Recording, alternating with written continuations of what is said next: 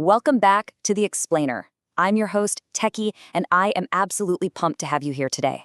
We're going to bring some serious energy to a fast-paced, laser-focused breakdown of one of the most foundational concepts in all of modern software development.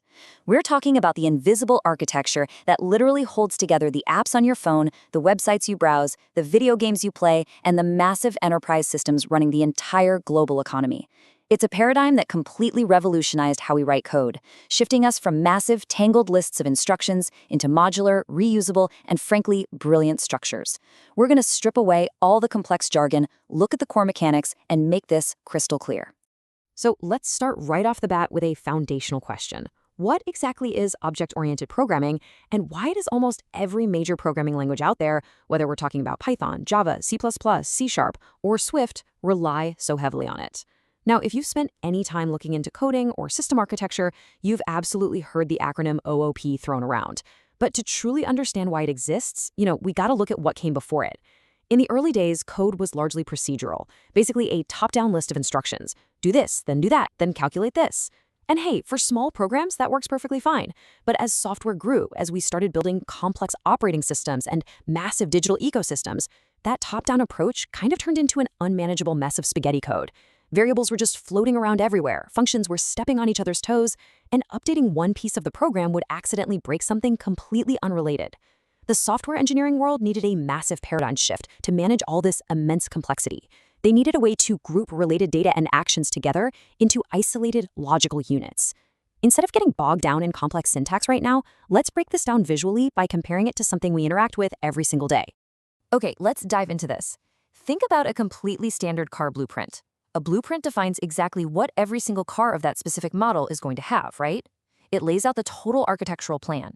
It specifies the car's properties, things like the size of the engine, the exact placement of the four wheels, the capacity of the fuel tank, and a designated spot for the exterior color. It also outlines the mechanisms for action, or what we would call methods, how the engine starts, how the braking system engages, and how the transmission shifts gears. Everything is perfectly designed on paper, but there is a massive limitation here. The blueprint itself is not a car. It doesn't take up physical space on a road. You absolutely cannot get inside a piece of paper, turn a key, and commute to work. It's purely theoretical. The actual car, on the other hand, is the real, tangible, drivable vehicle that was built directly from that blueprint's exact specifications. So the blueprint is the concept, the car is the physical execution of that concept. So, the crucial point is how this physical world analogy maps directly onto our programming vocabulary to solve that historical problem of messy code. In object-oriented programming, a class is exactly that blueprint. It's the core, master definition in your code that dictates what properties and methods something will eventually have. When you write a class, you're essentially telling the computer, hey, whenever I want to create a user profile or a shopping cart or a car in this program, it absolutely must have these specific variables and it must be able to perform these specific functions. In OOP terminology, those variables are called properties, and they represent the state of the thing. And those functions are called methods, representing the execution or the actions the thing can actually take. By bundling the properties and the methods together inside a class, you achieve something called encapsulation. You've neatly packaged everything related to that specific concept into one secure, reusable file, keeping it totally safe from the rest of your program. Just like the schematic drawing tells the factory how to build the vehicle, the class tells the program exactly how to construct your complex data structures.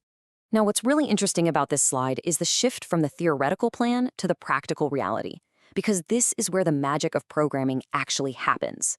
When your code is running, an object is the actual instance built from that class blueprint. It's the real car. This is the entity that actually takes up memory in your computer. This is the thing you can actually interact with, manipulate, and pass around in your code.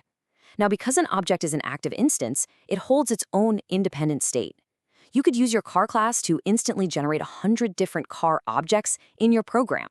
Maybe the first specific object has a bright red color property and a mileage property set to 10,000 miles. Meanwhile, a second object instantiated from the exact same class could have a blue color property and a mileage property of strictly 0 miles. They're completely independent from one another in the computer's memory, but they share the exact same underlying architecture and they share the exact same methods, like starting the engine or hitting the brakes. They're living, breathing instances of your master blueprint that you can actually drive through your code's logic. This is exactly what makes OOP incredibly scalable. You write the complex logic once in the class, and you can reuse it infinitely by generating objects. And this brilliantly illustrates a pattern that our longtime viewers might already be intimately familiar with. If you caught our recent explainer on containerization, you'll recognize that this is the exact same underlying philosophy. Let's draw that parallel. Your class, the static blueprint that defines the properties and methods but doesn't actually run or execute on its own, well, it's fundamentally just like a Docker image. It's a static set of immutable instructions. Your object, the actual car that consumes memory, holds independent state, and actively does the work, is exactly like a Docker container, the running, active instance spun up from the image. This universal computer science pattern, separating the immutable template from the dynamic active instance, is literally everywhere. Object-oriented programming simply applies that exact same robust foundational pattern directly to the internal structure of the code itself, allowing developers to manage millions of lines of logic without totally losing their minds.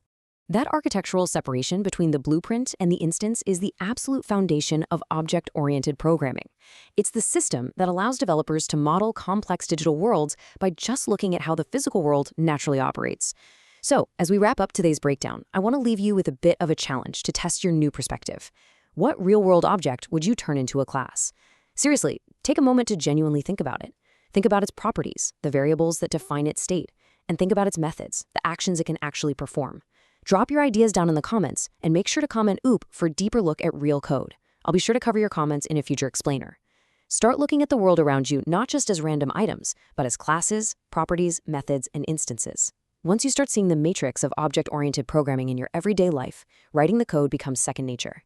Keep learning, stay intensely curious, and I'll see you in the next explainer.